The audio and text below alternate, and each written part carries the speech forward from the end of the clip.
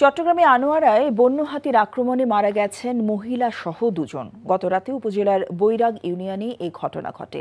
Police ও স্থানীয়রা জানান, রাত ১:৩০টায় আশ্রয়ণ প্রকল্পের দুটি পৃথক ঘরে আক্রমণ করে নিকটবর্তী বন থেকে আসা দুটি হাতি। নিহতরা হলেন মোহাম্মদ কাশেম প্রকাশ দুলাল ও রেহেনা আক্তার।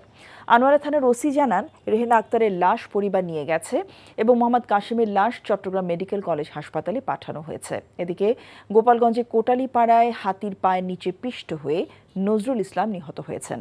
সকালে উপজেলার হিরন ইউনিয়নের পোলশাইর এলাকায় এ ঘটনা ঘটে।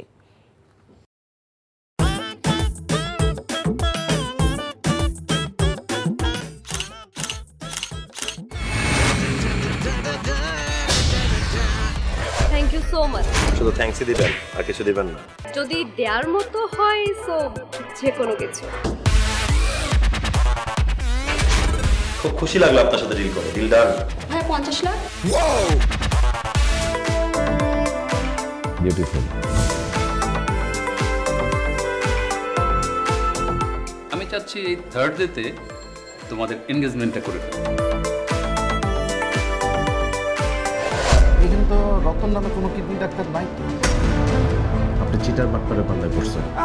আল্লাহ রে, আমি কি করব?